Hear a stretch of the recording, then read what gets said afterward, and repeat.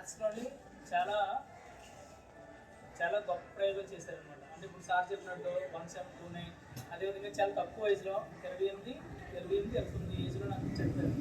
యాక్చువల్గా శ్రీనివాస రామానుజన్ చాలా నిరుపేద కుటుంబంలో పుట్టారు, చాలా పూర్ ఫ్యామిలీలో పుట్టారు అనమాట. అయినా కూడా అతను మ్యాథ్స్ చాలా బాగా చేసేవారు. రిమైనింగ్ సబ్జెక్ట్స్ అన్నీ కూడా కొంచెం పూర్ అనమాట. అయితే ఏ ఎగ్జామ్లోకి వెళ్ళి ఏమైందంటే అతను మెట్రికులేషన్ అయినప్పుడు ఏ ఎగ్జామ్కి వెళ్ళి అయింది, అతను అన్ని ఎగ్జామ్స్ ఫెయిల్ అయ్యేవారు. ఓన్లీ మ్యాథ్స్లో మాత్రం అన్ని ఎగ్జామ్స్ పాస్ అయిపోయారు, ఓన్లీ మ్యాథ్స్లోనే ఫెయిల్ అయ్యేవారు అనమాట. ఏంటి వాళ్ళు సార్ వాళ్ళందరూ ఏమంటారంటే ఇది బాగానే చేస్తారు కదా క్లాస్లో, మరి ఎగ్జామ్లు ఎందుకు ఫెయిల్ అవుతారు అని అంటే అతను 10 or 20 times మ్యాథ్స్ ఎగ్జామ్స్ని అటెంప్ట్ చేసిన ఫెయిల్ అయ్యారు అనమాట. ఎందుకు అని అనేసి ఆ పేపర్స్ అన్ని రివిజన్ చేస్తే ఒక ప్రాబ్లమ్ని ఒక్కొక్కసారి ఒక్కొక్క మోడల్లో చేసేవారు అనమాట. ప్రతి 20 సార్లు కూడా ఒకే ప్రాబ్లం పడినా అదే ప్రాబ్లమ్ని డిఫరెంట్ మోడల్స్తో చేశారనమాట.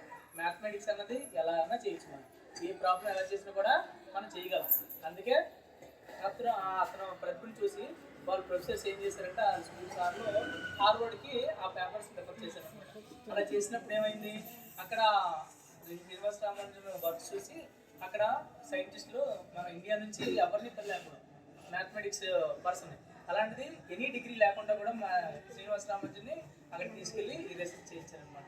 అలా రీసెర్చ్ చేయించడంతో అంత పెద్ద గొప్ప ఆనర్ అన్నది అతను రావడం వల్ల అతను తక్కువ 27-29 సంవత్సరాలు చనిపోవడానికి ముందు కూడా సార్ చెప్పినట్టు ఈ 1729 ఈ నెంబర్ని తర్వాత ఇంకా కొన్ని ప్రాబ్లమ్స్ని అతను రాసి వెళ్ళిపోయారనమాట. ఈ ప్రాబ్లమ్ సొల్యూషన్ కూడా మొన్న రీసెంట్గా మన కలకత్తా ఏదో యూనివర్సిటీలో ఏంటంటే ఒక ప్రాబ్లంకి ఆన్సర్ సొల్యూషన్ని ఐడెంటిఫై చేశారనమాట. అలాంటివి లెక్కలేని ప్రాబ్లమ్స్ ఎన్నో అతను ఫైండ్ అవుట్ చేసి పెట్టారనమాట. అలాంటి గొప్ప వ్యక్తి కోసం ఈరోజు అతను బర్త్డే జరుపుకుంటుంటే మనం కూడా చాలా సంతోషపడుతున్నాం. అదేవిధంగా అక్కడ మనం ఏం స్ఫూర్తి తీసుకోవాలంటే శ్రీనివాస రామానుజన్ నుంచి మనం అలాగే అంత గొప్ప స్థాయిలో మనం ఉండాలి. ప్రతి సబ్జెక్ట్ కూడా బాగా నేర్చుకోవాలి, బాగా చదువుకోవాలి. మన టీచర్స్ చెప్పింది జాగ్రత్త వినాలి, జాగ్రత్త చదువుకోవాలి. అదే ఇప్పుడు సార్ ఉన్నారు మ్యాథ్స్ చెప్తున్నారు, సార్ ఉన్నారు మ్యాథ్స్ చెప్తారు, నేను మ్యాథ్స్, రిమైన్ టీచర్స్ వాళ్ళ సబ్జెక్ట్ చెప్తారు. అలాంటిది మనకి ఏ సబ్జెక్ట్ మీద ఇంట్రెస్ట్ ఉన్నా మనం బాగా చదువుకొని అందులో మనం పైకి రావాలన్నమాట. పైకి వచ్చి అలాగే శ్రీనివాస రామానుజన్ సార్ లాగా మనం కూడా మంచి స్థాయికి ఎదగాలని నేను కోరుకుంటున్నాను. అందరికీ నమస్కారం, ధన్యవాదాలు. చెప్తాను.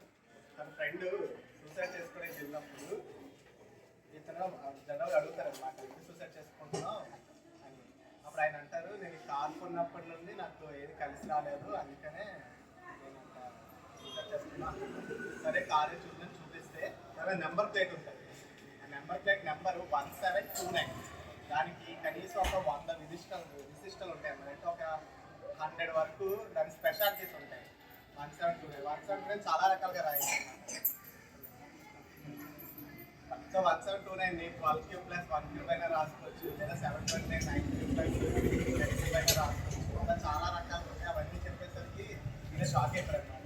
అప్పుడు ఆయన అంటే ఒక నెంబర్ని ఎన్ని రకాలుగా రాయొచ్చేమో అని చెప్పి ఆయన గురించి అందరూ తెలుసుకోవడం జరిగింది అన్నమాట. సో జనరల్గా 1729 అంటే రామానుజన్ నెంబర్ అని అంటారు.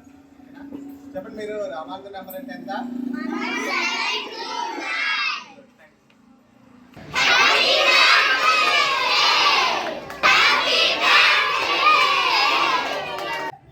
Students everyone, and today we are celebrating Mathematics Day on December 22.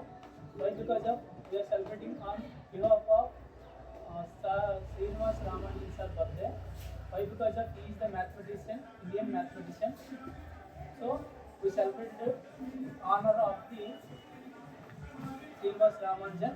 So we are celebrating in our school, our math teacher Praveen sir. So that's why we are celebrating today Math Day. And you know about Praveen sir, right? Right. How we teach maths? He teach maths excellent, right? We gratitude to him for our maths sir, Mr. Praveen sir. And we have to celebrate Mathematics Day on behalf of Srinivas Ramanujan. So maths sir, please cut the cake on behalf of Srinivas Ramanujan sir. Thank you.